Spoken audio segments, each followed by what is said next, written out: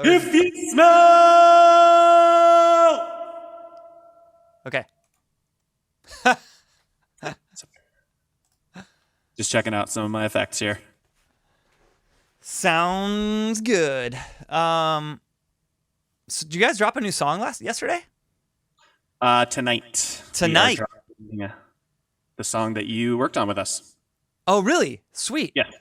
I did some. What I did percussion and keys, right?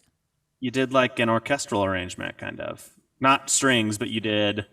I did like synth, piano, percussion, and just like ambient. That kind of the stuff that you do. Cool. Yeah. Okay. So everyone, check out new This Wild Life song tonight. What's it called? What you worked on, the working title was "It's Okay," and then we decided to go full Fall Out Boy, and so it's "I Don't Love You Like I Want To." Oh, right. I don't love you like I want to. That's hey, don't give it away. The Happy Fits. Yeah, so it's our other buddies in the Happy Fits are featured on the track, and what's cool about them, if your chat isn't aware of the Happy Fits, is that they're a 3-piece band, and everyone in the band sings lead vocal, and it's like watching them sound check is like the fucking watching people audition for American Idol. It's like the first guy sings, into the mic, you're like, God damn, you can really sing. The second guy sings, like, God damn, that guy's even better. And the third guy sings. When does it end? When does the talent end? Yeah, they're really talented too, and like not just at singing. I mean, you watch any of their like little, TikTok type videos, or anytime they're doing any live stuff, they all just shred. They're super, super talented. It's kind of embarrassing, It's like when your peers are actually talented and you're just kind of faking it till you make it. Yeah, bro, I've been doing that for 20 years. You're doing all right for yourself, so if there's hope for us yet. Yeah, I'm kind of starting to learn about music now, right now. Like, I still don't know anything about music. being in the studio doing all this like composition and stuff, like I'm learning more about music than I've ever learned. So, do you feel like at any point is it a handicap at all to like learn too much? Does it like fuck with you? I think. I think it's the case by case, I'm sure there are people who like have had too much theory in their head to succeed, Sure, but then I think there's other people that are just brilliant, like Ben Folds or someone like that they have all of that knowledge and they're also able to like cut loose and do their own thing. So I don't know. It might just be the thing that I tell myself. I'm like, I can't go learn music theory because then I'm going to lose that spark, baby. Yeah, it's like it's just me going, I don't want to learn that shit. It's like I'm not going to get a massage or go to therapy because I don't want to lose my edge, Yeah. Well, like I don't want to go see the doctor to find out that there's actually something wrong or that something. Yeah, exactly. I honestly, I just don't care. I was just too impatient. I was too impatient. Guys that I know that were like geeky with their instruments, like none of them, like Anthony and I worked at Guitar Center for fucking 5 years, know? It's like, I don't know any other bands out of any of the people that I worked at the Guitar Center. Every one of them was more talented than Anthony and I. Yes, together, for sure. They're all super talented, but it's almost like they don't really have a desire to be creatives. They just love the instrument, which is, if that's your thing, it's totally sick. But like, I can genuinely say that like, if this world like breaks up tomorrow, I don't know when I picked up the guitar again, man. Yeah, dude. I don't love the instrument enough to just be like, I'm playing this thing fucking 4 hours a day. Yep. No. I mean, right now, even I pick up the guitar for stream when like I have a hype train thing, right? So if I complete a hype train on the channel, I'll play a song. Like nice. When we first started doing this and I did that the first time, I realized like, oh, I haven't picked up a guitar in like 3 months because I'm the same. I'm exactly the same when it comes to that. Whereas like I do get really excited about writing and now more than ever recording, but I don't have any desire or draw. Like Josh Portman, my best friend, the bass player for Yellowcard, he's crashing with me right now. And like at 10:30 p.m., I'll be on the couch watching fucking Billions or whatever. And I'm like in between episodes or I pause it or whatever. And I'm like, oh, and in his room, he's just shredding guitar for hours, shredding. Okay, well, here's the other part of this equation is that I've never been really good at something to find out if I really love it. You know, like if I could just shred, then maybe I would just shred all the time, but I 100%. can't shred. So like if I had the access to that kind of talent pool, like within me, then maybe I would. And I guess it's one of those things where it's, well, I'm never going to find out because I'm never going to put in the effort to actually shred, right? Right. So if I don't put in the effort to shred, I'll never know what it's like to actually shred and know if it like unlocks some fun door that I've never opened before. But I'm never going to get there. So No. here we are. I had this problem as a kid, like in high school when I was first playing guitar. Everyone around me was learning Nirvana, Nevermind from front to back. Everyone was learning Dookie front to back. Everyone was learning Weezer Blue Album front to back. I had no interest in doing that. I wanted to write songs. That's it. Like I got like a chord book. That's interesting. I learned like even my at the very most beginning? basic chords that I could, and I started writing my own songs when I was like 13 years old, immediately, right away. And I never took the time to learn other people's stuff. So when I'd be at like a party or something and someone bust out an acoustic guitar and they'd be like, "Oh, you play, right? Like let's jam this." And I'd always be like, Like you're the guy at Christmas that knows all the songs on the piano. Yes, It's and no, I just I'm- couldn't. I okay. couldn't hang in I couldn't hang in like a 90s grunge jam circle, you know? So I was the opposite when I was a teenager.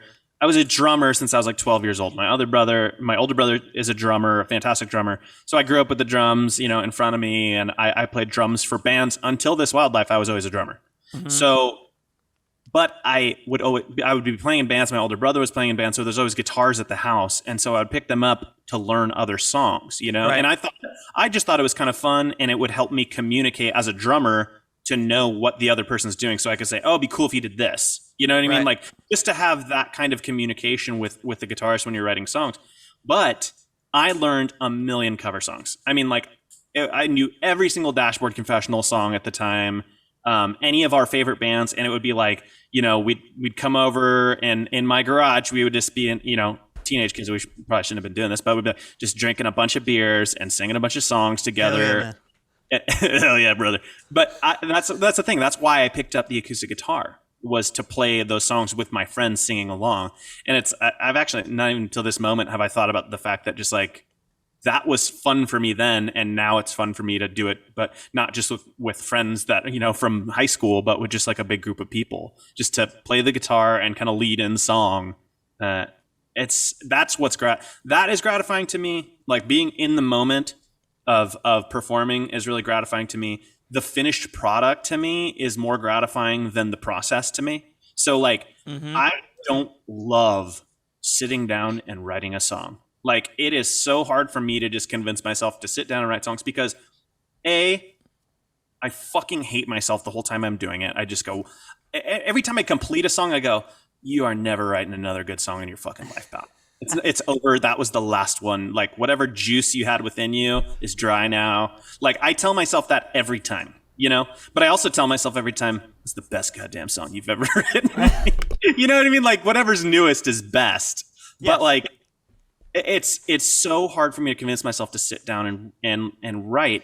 And Anth is the other way. He just wants to sit down and fiddle fart on the guitar all day long. He just wants to watch ESPN and fucking noodle on his fiddle. And it just couldn't be me, man. And he's like, "I wish you would write more," And it's just like, I guess the other part of it is that I'm writing these songs. It's like, we're an emo band. This is not fun, Like it's like, all right, what else can I dig out of my traumatic experiences to write something that's meaningful to me? Because I refuse to write just bullshit songs. You know what I mean? Like that's the other half of it is that, I had a conversation with Brett Gurewitz when we were making our second record, and he like called me and gave me like a pep talk before we were making the record. He's like, "This is important. This is like, you got. I don't know how this is going to work for you, but you need to dig deep, man." He's like, "You can't just put this next one in. Like, you really got to dig deep and find songs that are meaningful and powerful to you." And so, and I kind of carried that, It's I think at some point I will stop writing songs because I don't want to just like bullshit it, I know, and you have to imagine like so much of the banter that goes around as bands get older and the records get less celebrated by like the core fan base. Some bands don't have that issue, but I think most do. And you wonder how much of that is like just because you're just at that point you're just writing songs. Like even the artist may still be totally invested in it and having an amazing time writing it, but like the meat of like your youth and your development and the time when you were writing those types of songs that just like blow it out of the water for your band passes, and you become an adult and you have a family and you whatever else. It's like that shit changes. And I think some of the bands that have transcended that, in, you know, example, you know, be like Radiohead or something like that, where maybe they recognize that and we're like, yo, instead of continuing to try to do what we've done, we're gonna just fully, you know, turn down this street instead. And in that way they were able to like create this experimental stuff that is kind of where, and the fan base sort of like followed them on it, as opposed to, you know, trying to recreate a record you made 10 years ago. I mean, we always walk that line with Yellow Card. As far as like sometimes we would be in the middle of writing something or in a record, and we would kind of take a step back and be like, dude, we're just we're chasing it with this song. You know, like this song is crap. This doesn't need to happen, because what we're doing here is we're chasing something that we've already done. We need to like write from here and now. And Neil was the same as our producer, you know. He was the same as far as like, you have to dig, dude. I mean, I've told the story a million times. Ocean Avenue almost didn't even go on the record because no matter what I brought in, he was like, not good, not good, not good. Wow. And then I finally came in. Yeah. I finally came in and he was like, with the melody and the lyric, and he was like, that's it. Go track that right now. And that was it. But we were 3 days away from finishing the album, maybe a week. It almost didn't go on the record, you know? So, but I was going to ask you, so where, if you were a drummer and you were able to pick up a guitar and learn all that stuff, where did you learn how to play guitar? Just fucking around. Really? Me too. Yeah. I mean, I never took lessons, and I had some friends that showed me some stuff. Like, dude, I'll never forget that riff every week, and I don't even look up tabs, right? Because it's like, I feel like that's slower to me. Okay. Typing it into Google and then like looking at all the numbers on that thing, to me that is slower than just going, oh, there's the note. Okay, now I'll figure it out. Yeah. I remember in high school at one point, a friend of mine that was in a band that they were like my age. Some of the guys in the band were younger than me, but I really looked up to them because they were insane. They were a really good local band, and but they were already doing kind of like the NoFX like stuff, you know. Yeah. And I remember the first time that someone showed me like, well, the reason you're not learning any of this stuff is because you don't know how to play a bar chord, bro. Like, here's a bar chord. This is what a bar chord is. And I was, you know, I was probably 15 or something, 16. And I was like, wow, you know, like, but again, I could just move my hand anywhere and it works. Yes. And so it was a combination of learning that and like how to palm mute at the same time. It was a real breakthrough. Yeah. But again, I didn't then go like, now I can go learn all these songs by all these bands that do that. I just was like, cool, now I can even write even more. And I started writing more songs. So yeah, I never got into that, like, trying to learn other people's songs. It's like, I'll do it now, and it's fun, you know, but I'm usually learning like a cover version, like a weird different version that I'll do. I'm not like sitting down so that I can play the song replicated on guitar. I've just never been into that.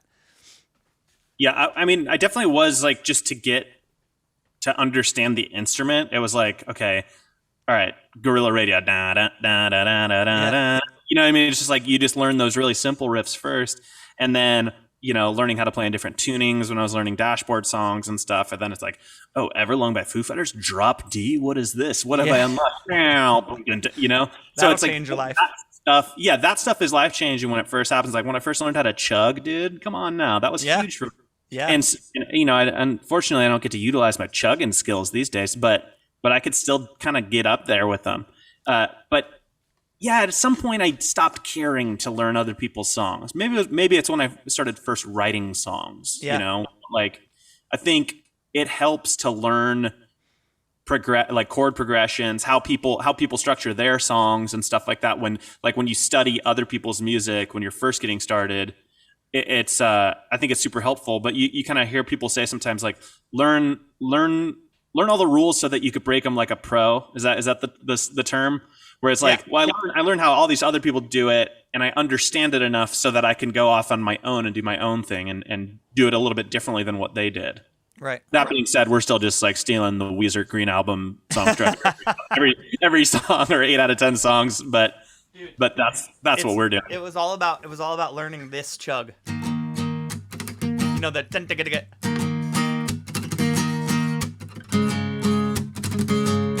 Like when I realized that they were going like this, Oh, you thought it was just one? Oh, you thought it was all down? I had no idea. Like I just didn't get it. And then someone was like, Yeah. yeah, like the linoleum. It's really hard to do on an acoustic guitar while I'm sitting here like this, but Yeah. you know what I'm talking about?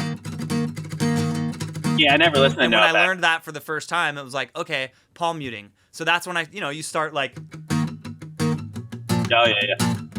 and then pop punk was born, like for my brain. For sure. Yeah, I still think that the era that you guys came up in, the era that Newfound Glory came up in, Blink-182, I still don't think there's any pop punk bands out right now that are writing songs at that level. This is something me and Anth and our homie Bemis talk about all the time, is that kind of like the songwriting, like the production has gotten more slick. Some of the guys are really talented now. Like the drummer, I feel like drumming in pop punk is like, there's some really talented drummers in pop punk these days, but they're not writing like pop songs that have huge hooks, Yeah. super infectious melodies, the way that was happening in like the early 2000s and stuff. Like, Well, we were I just don't watching think the level is there. We were just watching a bunch of videos on stream to waiting for you and I to start this. And New stuff or old or And- Mick? say what? New stuff or old stuff? What was it? 90 stuff. I was kind Oh, of made shit.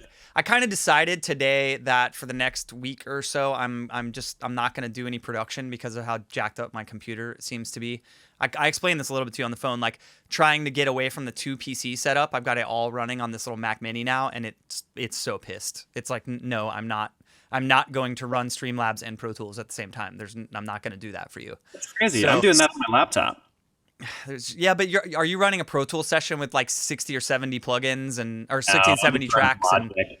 yeah, Logic's way less CPU heavy, but Streamlabs is using like 45 to 50% of the GPU on my Mac Mini. So on my I get activity monitor. 22% with slobs and Logic going and stuff like I'm running like tons of plugins, plugins for everything because it's all DI and fake drums and stuff. So it's like it's Well, totally then fun. the only other thing that it could be is that it's me.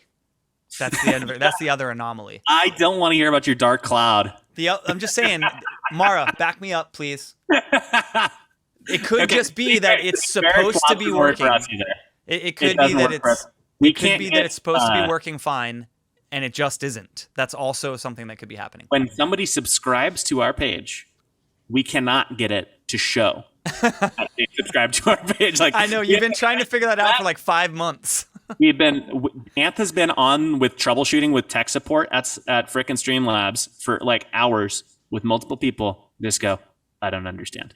They're like, download it again, do this, do that, nothing works. And like we can click the little button and it'll show up on screen, for the test widget or whatever. Yeah. And then when it comes to game time, nada, No. just nothing.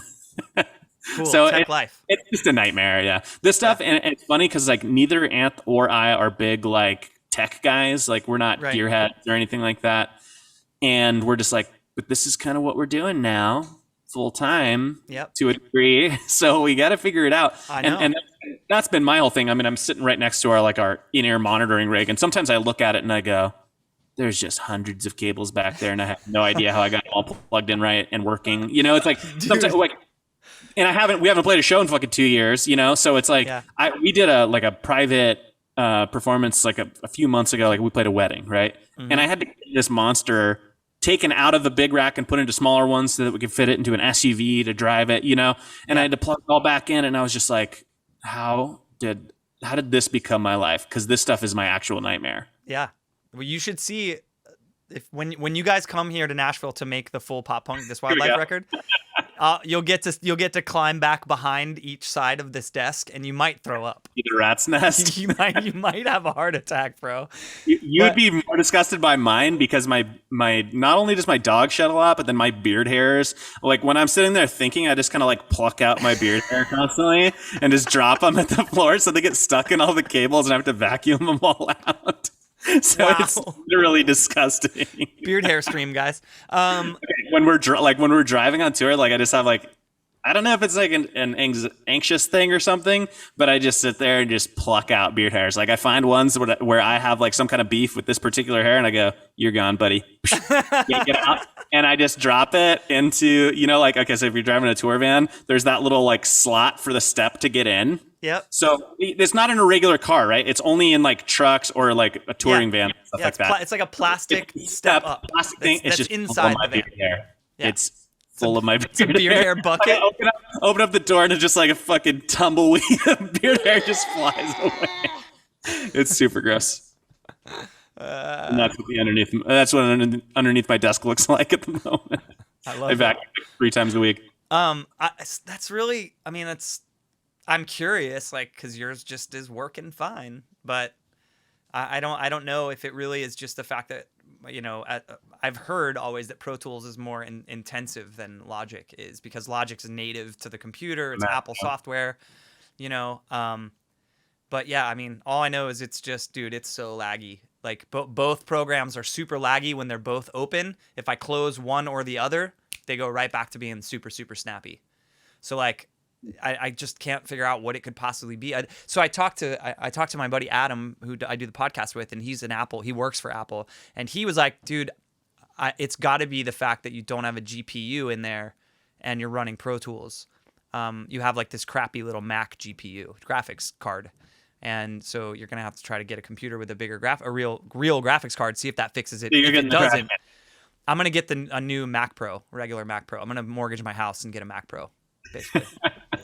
My car is worth less than so any computer on the market right now. I'm just trying to, I'm doing all the right justification in my head. I'm like, this is an investment in your future, and you're trying to get into scoring, and you're gonna. But either way, it's not fun. I'm not excited about it. We have ways of convincing ourselves to spend money on certain things, like you rationalize it. Exactly. And it's so ridiculous. I will say, if I get it and I plug it in and it's just like as it should be for what I'm getting, if it's just like ripping, like I don't even have to put Streamlabs in performance mode, it can just be on and I can monitor stream that way. Do you have your Streamlabs in performance mode? Even? I don't even know what that means. And it's still working fine? Dude. It might be. I don't know. Mara, what is happening here? So like, when you're in Streamlabs, you can see you can see yourself, like you can see the stream. Yeah. Right? If I leave that on for more than like 10 minutes, everything is like stream. So I have to put it in performance mode, which disables the preview to slow it down. I'm able to go for like 4 hours or whatever. I don't understand. I don't understand. Here, this is what We'll do it live. I don't know what that is. I've never seen that. Fucking thing sucks. What do you got there? Is that Waterloo? What do you got? Yeah, it's Black Cherry Waterloo. Black Cherry, baby. That's my shit. We got the Polar over here now. They didn't have it. It's kind of an East Coast thing, I think. So before. Have you done the Polar lemonade ones? They're like there's like black cherry limeade. There's I got the black cherry. Raspberry pink lemonade. Dude, the Polar lemonade line is really special. I don't have that at my local grocer. I'm gonna have to write the people at Fry's. Well, we can get tons of it when you come here to make the record. So, guys, in case you didn't know this, Kevin and Anth are coming to Nashville, right here into the Lone Tree Studios to make a pop punk version. Key, you don't even have a second seat in there. You're inviting a band over? All right, he's got a second seat. Here we go. There you go. You sit right there. All right. I have a giant comfy beanbag we could bring in here. Touche. I'm currently in physical therapy for a herniated disc. I don't think I'm going to be sitting on any beanbags anytime soon. Oof. I'm sorry, bud. That's no fun. No, it's a lot of fun, actually. Well, I have to say, though, whether we're making a record or not, which we are, we're making a record here at my house. We're doing that. But whether we do that or not, if you guys haven't been watching Kevin turning This Wildlife acoustic songs, which I don't like to call them acoustic songs because every song is acoustic. So they're just This Wildlife songs into like full blown pop punk all the way maxed out pop punk songs. And I'm sick. actually doing a little bit of like easy core on like certain parts. I'll get into some chuggery And I haven't gone like full like firing double kick yet, but Chuggery. it's bound to happen because I will get bored at some point Yeah. and just start ruining songs instead of making cool versions. But it's actually really funny, Key, is that when I came up with the idea, I was like, oh, I could probably do like initially I was just going to do 8-bit versions of our songs. Yeah, cool. Which would be super annoying because I don't even play keys, so I'd just be like drawing it in MIDI, which is just a nightmare. You'd just be watching somebody just drag notes, which that would probably be a nightmare for people. I think they would rather just have the end result, and also that's a pretty small, small fan base that's going to want 8-bit versions of this Wildlife songs in the first place. But then I came up with the idea. I was like, oh, I'm going to do pop punk versions of these full band songs because we do a lot of like faster tempo, like 140 beat a minute acoustic songs. And I was like, these obviously translate to pop punk really easily because we're both drummers. So when we're strumming these songs, writing them, we're basically playing drum beats on these things, Right. So I came up with that concept, and then I immediately realized, I go, we're just doing the exact opposite of what Key is doing on his stream already. You're Literally the opposite. Yes. And making them soft, and I'm just taking our soft songs and making them pop punk. And I thought I was like, I'm fucking brilliant. How did I come up with this concept? Well, when I saw the first one, like when I saw you post with the first one, I was not kidding. I was like, dude, this song is a banger like this. It was like, yeah, they work. Yeah, it really works. I'm also taking all the softballs. You're good at writing the riffs too.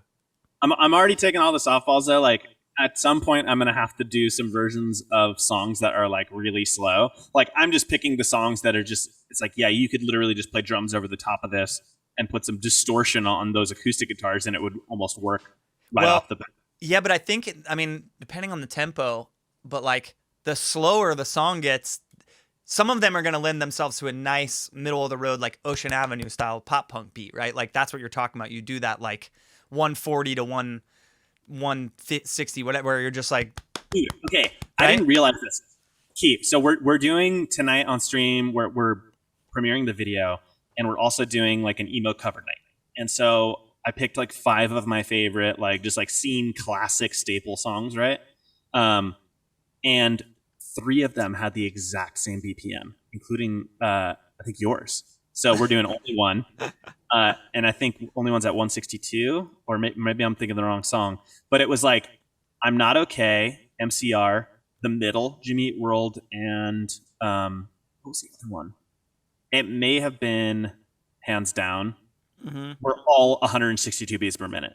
It was as if like, okay, because you hear this in like the dance world where they're just like, no, there's a very specific tempo that you have to use to have a smash, right? Because it's like it's dance tempo, or like like that. What's that video where Dave Grohl's talking about? Like I figured out a tempo for the song because people in festivals in Europe would just be jumping in the crowd. He's like, so I just turned on my tempo and click the tempo and my jumping tempo to make the perfect like festival jumper. And it's as if these bands were just like, oh, that's a hit. We have to just like throw the click on and write to this tempo. Because it's like for it to be 162 beats per minute, like that's very specific. Yeah. You know what I mean? They weren't in like a little range. And the funny thing was that like as this Wildlife was writing pop punk songs back in the day, we were just right at this one tempo. It was like every fucking riff I wrote was the exact same tempo. Mm-hmm. Did you guys ever fall into that, or did you? I don't think so. We were writing like even early on. I think similar to when you listen to Ocean Avenue. I think is a good example. We were writing songs like stylistically all over the place, which I think is what helped us change the BPM around a lot. Like even on our the independent record, One for the Kids, that I can't just can't tolerate listening to it because it sounds so unbelievably bad.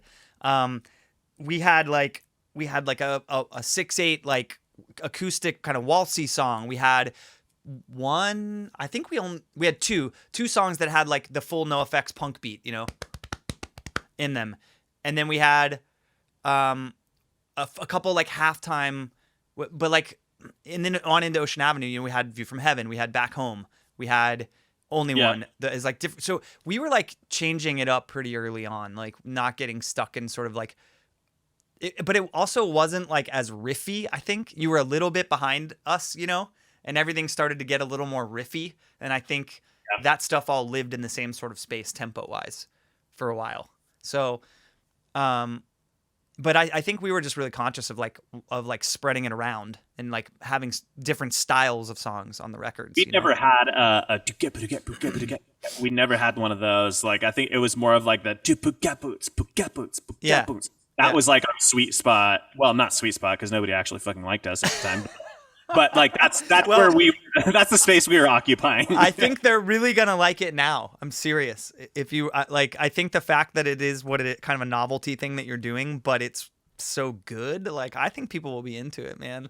I mean, I don't know if you'd go out and tour it, but I think people would be into it. Here's my thing. I'm either gonna do it or I'm not.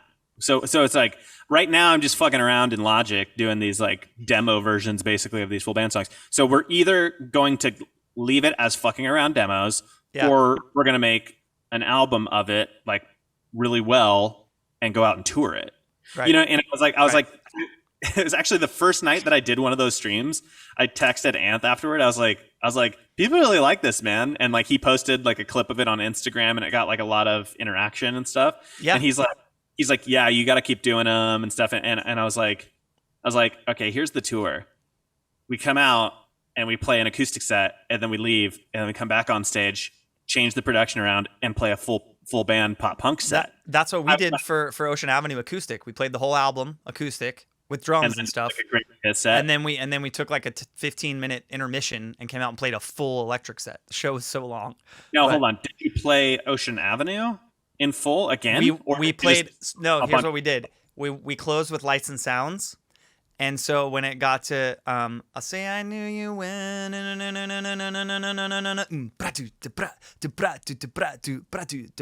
we went into the bridge of Ocean Avenue. Fall Out Boy? What? You went into Dance Dance by Fall Out Boy? No. No, the bridge, you know, when it goes take you away, yeah. Dun dun dun dun dun dun dun dun dun dun. Okay. So we came out of Lights and Sounds, and then drums started that, and then bass and guitar started dun dun dun dun dun dun dun dun, and we closed the show with the last chorus and outro, the bridge, last chorus and outro of Ocean Avenue. So we did do it kind of a second time. We didn't play the whole song. That's cool. Yeah, I kind of wondered. I was like, if we did it, would we do all of those songs acoustic and then do them pop punk as well, or do you just do like just do your truly acoustic, like beautiful, like finger picking songs and stuff like that, and then do all the ones that I turned into pop punk songs? Then you do them, and then I also wonder. I'm like, okay, but then if we're gonna do this thing, do we also have to do some new original pop punk songs, like, or could it just all be old songs? I mean, I maybe like sprinkle in a couple of new ones, you know. Well, it's you know, dude, it's 2021. Like, are you gonna make vinyl? You know, put the originals only on the vinyl, so they're exclusive, you know, or something like. You know, it's like, I think what people are gonna gravitate to is the redone songs because they're gonna love that they already know the songs and whatever. Yeah. But like, yeah, if you wanted to record a couple, like 2 originals that come out on some cool exclusive release or something like that, I think that would be sick. Yeah. But it's, dude, I'm just saying it's really good. That's why I'm like joking, but not joking. I appreciate that. I think it's really cool. That's high praise from one of the godfathers of pop punk himself. So very happy with that. Is that what I am? To me, you are. Okay, so we were on Newfound Glory in 2015, and Anthony and Chad butted heads like crazy, bro. I don't know why. Like they got along. It was like kind of like almost like brotherly, like teasing each other and stuff like that. Yeah. But like Anth said something to Chad about like, oh, I think he called Blink the godfathers of pop punk because Blink is like literally Anthony's favorite band. Like he has fucking literally has the members tattooed on him and shit. Yeah. And Chad was like so offended. He's like, we were out before them. How could they possibly be the godfather? You know, like I mean, Chad obviously he fucking loves Blink too, but like, he said something like, Ant's like, yeah, but I just don't think you guys are the godfathers of pop punk of the genre. And Chad was so offended by it, bro. I don't know, man. I think it goes farther back. I think I would say Green Day actually are the like Yeah. No, actual. actually, that's actually what Chad said too. He's like, You he's know? like, are we going to pretend Green Day didn't exist or something? Yeah, Like, I think Green Day's breakthrough to mainstream in the early 90s that was like so unexpected for a band like that to have the success they did. Like, no way Blink gets and on to the radio. Still be selling stadiums and I know, arenas. I know. Still. And no way Blink gets on the radio without Green Day. You know what I mean? Like, Blink was Agreed. like the next thing that the radio, that the A&R guys found, saying like, we need another Green Day. It had to have been. I mean, you know, Damn It hit the radio and crushed because Basket Case had already hit the radio and crushed. And like, and not just Basket Case, Longview. And by the time, when did Damn It come out? When did that hit the radio? I don't know. I never really got like super heavy into Blink. Like I knew all of. I knew, didn't I either. They're like big songs and stuff, but I didn't wasn't- either until the self-titled record, dude. That record, I just man, I love that record. Hold on, I want to know the answer to this question now. Someone's probably already said it in chat. 99, Bree, on the spot. 97. So at that point, Green Day had already put out Insomniac too, and granted that was like a sophomore slump for them, but Geek Stink still crushed. Or wasn't that the song that was on? My mind is hooked in overdrive. Dun it, dun it, dun it. What's that song called? Brain Stew. Brain Stew. That song still crushed at radio, and that was in 95. So Green Day had already put out Dookie and Insomniac and had massive international radio success. So by the time Blink came along, it was like perfect storm for them to get on the radio, but I don't think it would have happened without Green Day. Like I don't think that the discovery of Blink would have been as breakthrough as the discovery of Green Day was, if that makes sense. At that time. I mean, Blink obviously evolved as a band and really got gnarly as time went on. But I'm not going to compare Cheshire Cat to Dookie. You know what I mean? Like that doesn't work for me. I think Green Day gets Godfather status. I could feel that. I feel like my youth of pop punk. I think I listened to pop punk after I had already listened to like bands like I really got into Minor Threat when I was really young. Wow, you're edgy. I didn't know it because none of my friends listened to it. But basically, I was a skater when I was a kid, and I heard their song "Screaming at a Wall" during one of my favorite sessions in a 411 video, right? And so this is the video where I would watch it all the time before I went skating to get hyped up. You know what I mean? Like, so I'd watch the skate video and then go out and suck at my local elementary school 3-stair. And that song was during one of my favorite skaters. I think it was during a Jeff Raleigh section, and I loved the way he skated. He was so thrashy, and I would watch that section and then go skating. Fast forward like a year or something after I've watched this fucking video a million times. My brother's guitarist's girlfriend worked at Tower Records when they're going out of business, and she goes, "I can get anything for like $1 right now or whatever." She's like, "Do you want a CD?" She asked me, and I was like, the only thing I could think of was that song "Screaming at a Wall" by Minor Threat. And so she's like, okay, I'll get you a Minor Threat CD. She gets me a CD called Complete Discography, and I thought that's the title of the album because I didn't know what a discography was at the time. I thought the album. So when people would ask me, "Oh, what's your favorite album?" I'd say Complete Discography. And I didn't know what that meant, you know. But like, I mean, it's like 26 songs, but it's like, I think it's 32 minutes long or something like that because it's so fast. So I had listened to Minor Threat, and then I had started listening to like screamo bands, like early screamo bands, like Thrice, Thursday, stuff like that. And then I went more into heavy stuff, and so I hadn't really listened to pop punk until I started listening to Newfound Glory and Yellowcard. So those were like really early on. I didn't listen to Blink. I listened to a little bit of Green Day at the time, but like punk stuff. I mean, I liked bands like Pennywise and Bad Religion, like any bands that were basically on skate videos. Like those were the bands that I thought were cool, you know. And some of that was like hip hop and like indie stuff too. Like bands like Blonde and Redhead were on 411 videos and shit like that. And like a lot of hip hop was on that stuff at the time too. But pop punk was such a I really got to it late, and it was like Ocean Avenue was like the first that I was like, oh, pop punk's kind of cool. You know, like Newfound Glory, Sticks and Stones, you know, those were the albums where I started to listen. It's so funny because being in it at that time, when it all started, 2003, 4, when it started to get gnarly, I didn't know what it was either, dude. I had no idea. Like I had no idea the scene that was around us or evolving, because same, like I wasn't quite a skater boy like you were. I mean, I skated, but not like, I think you could probably actually rip some shit. Whereas I was just like, I did a kickflip today. Yay. I'm real heavy these days, but I could still snap a mean fucking hard flip. There you go. See, so I feel like growing up in the 90s, starting out just total grunge head, you know, I grew my hair out. It's like behind my ears here when I was like 15, just straight up Kurt Cobain. I mean, and then discovering NoFX and Lagwagon and Bad Religion and No Use for a Name and Strung Out and all the Fat and Epitaph bands. Yeah. Like, while I didn't, hard as I tried, I didn't emulate those bands in songwriting, right? Like, I wasn't writing a NoFX record, even though all I was listening to was those like kind of punk, actual punk bands. I still had a lot of heavy influence from Weezer and Third Eye Blind and Nirvana and Pearl Jam and all those 90s bands that I liked. And I think that's where like my pop sensibility came from, because even though Nirvana is a great example, as grungy and punk as that band was, those songs were straight up pop songs, straight up like catchy pop songs that were just really dirty and grungy.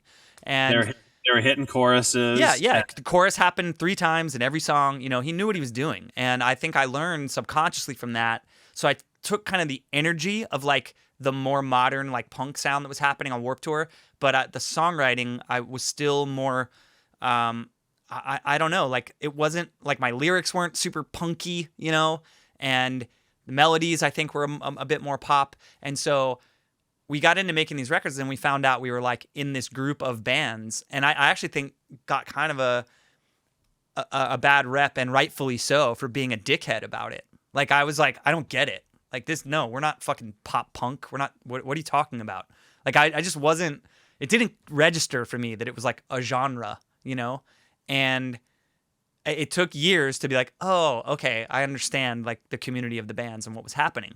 But we didn't come up with like any other bands. Even though Newfound Glory was from Florida, we didn't like come up playing shows with them. I think it would have been a totally different experience if we had had like another band or like a couple of other bands that we were always playing with, you know, they were like also coming up in the scene. But I feel like as a band, I always felt like we were kind of on an island, and like all these other bands had this sort of like community that they grew up playing, or they were all on Fueled by Ramen, or they were all on Drive Through Records, or you know what I mean? We didn't have any of that, because we went straight from this tiny little label in Santa Barbara to Capitol Records overnight. And so it was interesting to learn like what scene we were a part of, you know, and I was kind of a snob about it at the beginning for sure. You know, thinking like, no, this isn't Lagwagon. Like, do you think part of that is like rebelling against your own success in a way? Like where you're like, you explode on the scene as a pop punk band, and it's like, no, we're not pop punk. Fuck you. Yeah. Like, yeah, 'cause I feel like that's what a lot of people do. And it's like, I mean, I could barely compare what we have done to what, you know, Yellow Card was, but like, you know, it's like we went and made a second record where we're just like, yeah, we're doing electronic shit. We're doing all kinds of vibey shit. We're not going to have any sing-alongs.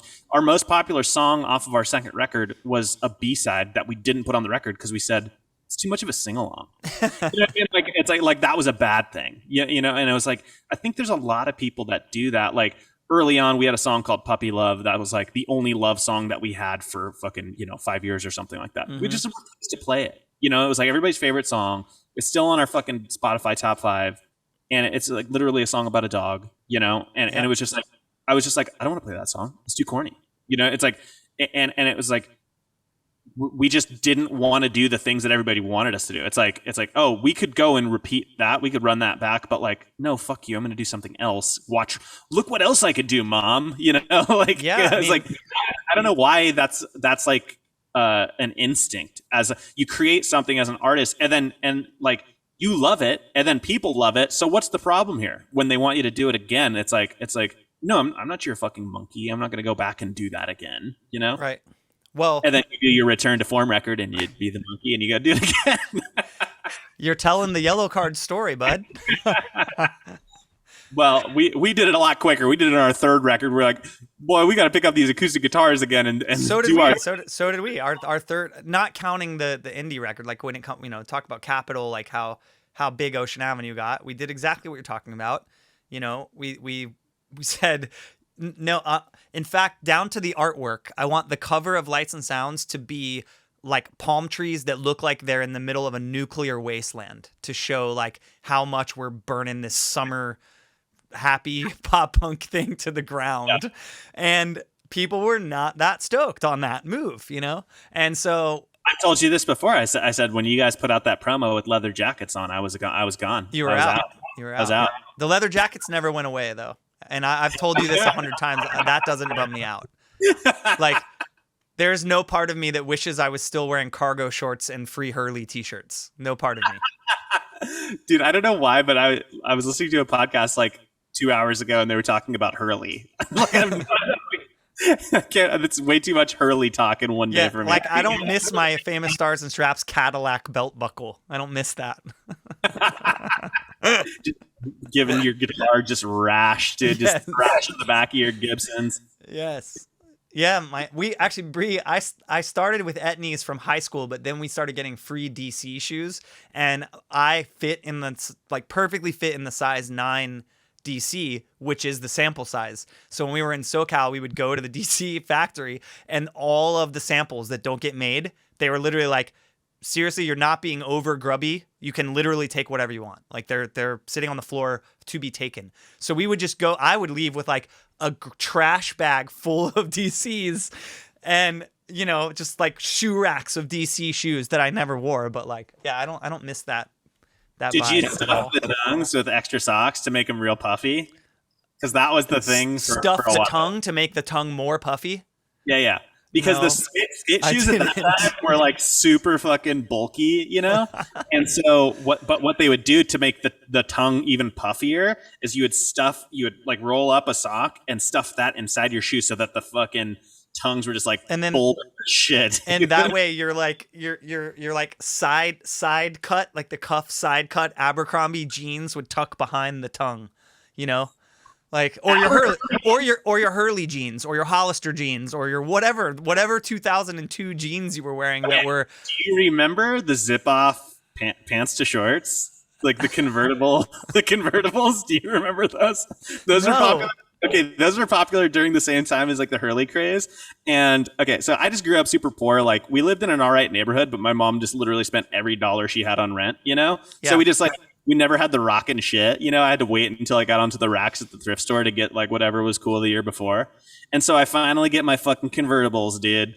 I got them. I'm waiting for my opportunity for it to be kind of cold in the morning, and then the afternoon sun comes out. It's shorts weather, baby. I'm taking these things off. And what happened was I was chewing some fucking bubble gum, and I went to go like, that trick where you spit it out and you kick it real far, So I'm trying to do that trick to impress some people at my middle school.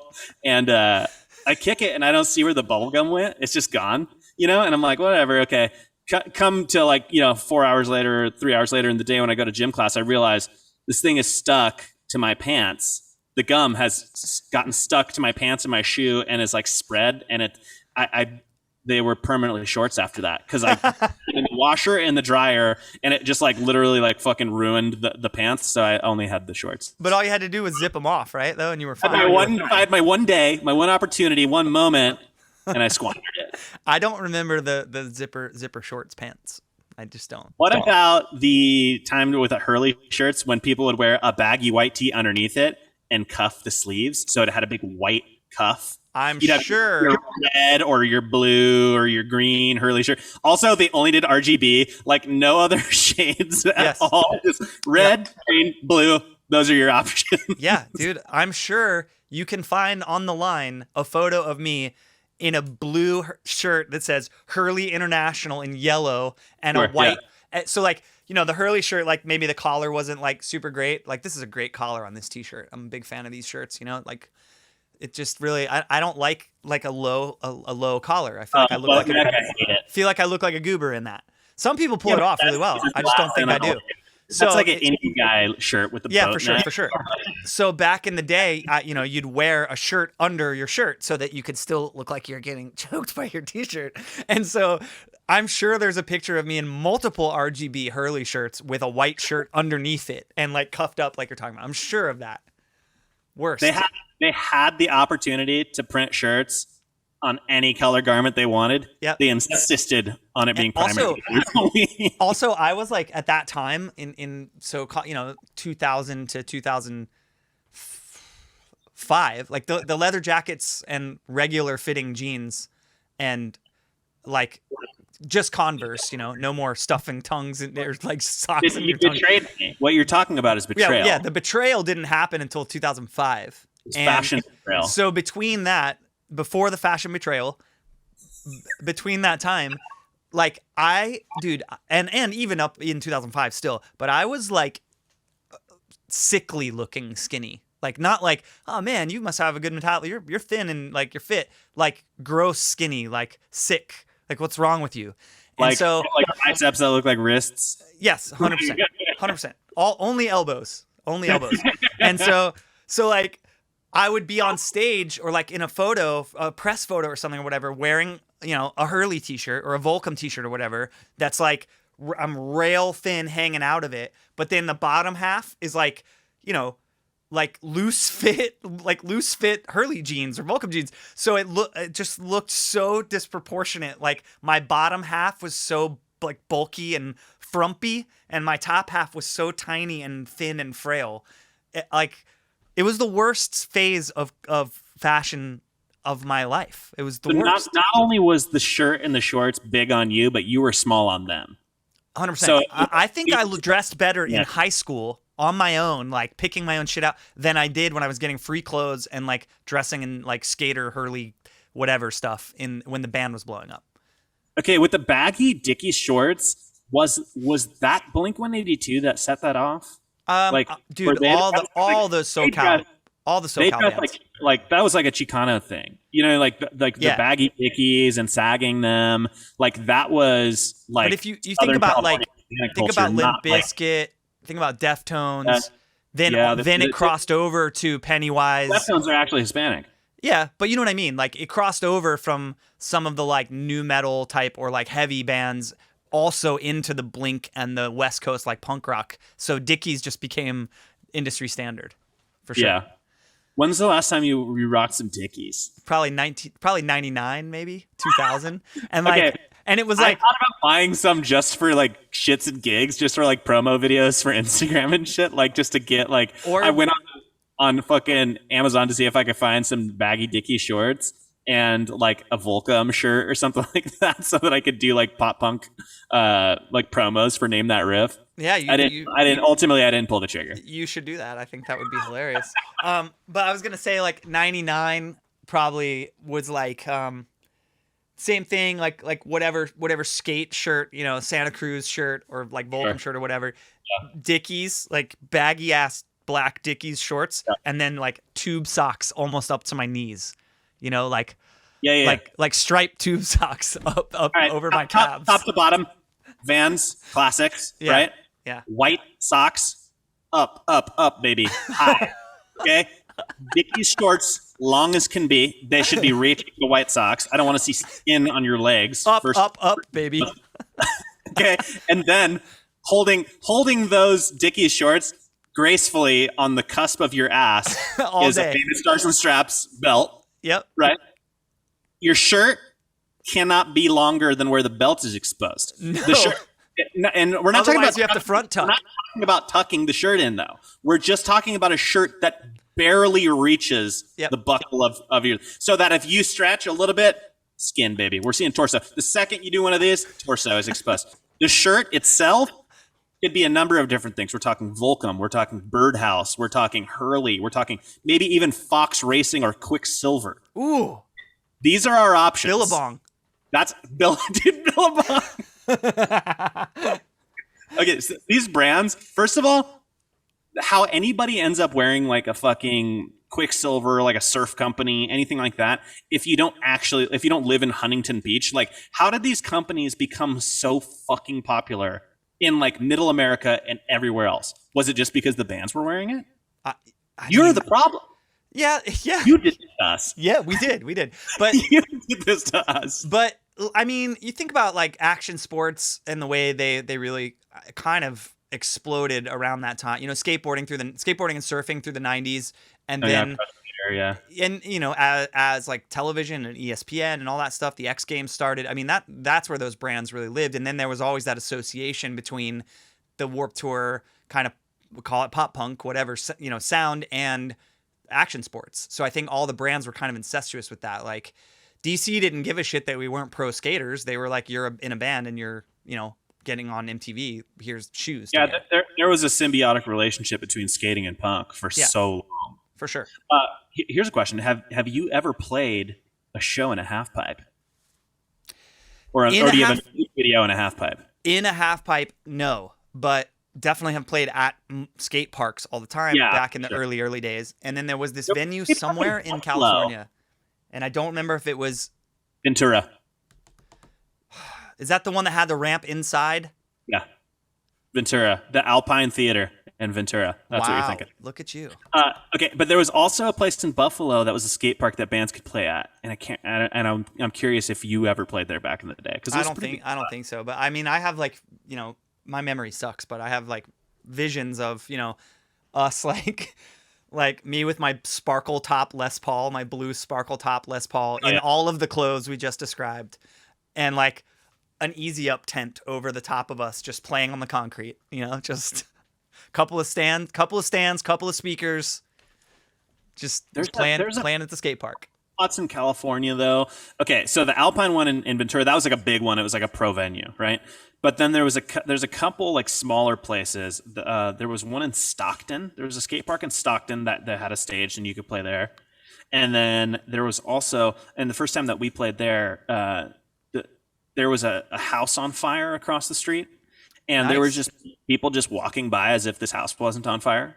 And I'm just thinking to myself, I'm like, okay, like as a person, if there's a small fire, if there's like a bonfire, I'm looking at that thing because I'm drawn to it, right? So I'm like, how often are houses in Stockton on fire that people walk by them without even looking, without batting an eyelash? Like, I guess like fire is like a really exciting thing. It's like nothing was going on. Like the McDonald's, like just felt like you were going to be shanked immediately. But the show was all right. The skate park was kind of cool. And then there was another place. I'm trying to think. I think it's fucking CDC or CYC. CYC, is that in Fresno? I think. But it's I think it stands for Chinese Youth Camp.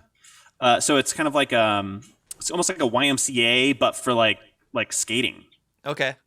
And that's a place where you could play inside, and there's like a half pipe. And the shit one like that I remember, if it is Ventura, maybe it is, but the one that I'm thinking of remembering that we played a couple of times, call it like 2002 probably, 2002 or 3. It felt inside. It felt like the original Teenage Mutant Ninja Turtles movie. Like, you know, where like the kids are like stealing cigarettes and booze and skating in that like warehouse. Like that's what the venue felt like. It was like dark and there was spray paint all over everything. And like the half pipe was just inside the room. The Ninja Turtles thing where it's like the kids are all just like partying with the Foot Clan, like and the Foot Orders. That's what you're talking about, right? Yeah. Yes, 100%. Oh, man. I gotta dip, but I gotta leave for the airport in an hour. But before I go, first of all, thanks for coming to hang. I love doing this on the channel, having like buds come by and hang. So let's do it on yours, and both you guys come back or whatever. But everybody, remember, This Wildlife is dropping a new song, and Grandpa over here played on it. So no, you're like our fun uncle. You're like our fun uncle, I'm This Wildlife's fun uncle. I'm down with that. So Uncle Ryan played some stuff on this song, and I'm excited for it to come out. And then also, I'm out of town this weekend, so go hang with the boys on their stream. You got cover night tonight, and then Name That Riff tomorrow. Correct? We're doing emo cover night to celebrate. We had a sub goal that we just hit the other day. Cool. To do this thing, and we thought, what better way to celebrate a new single coming out? The new song. It sounds like a fucking Christopher Nolan emo soundtrack. That's what it sounds like. It's awesome because of Ryan's his touches on it. So I think you guys are gonna be stoked on it. Cool.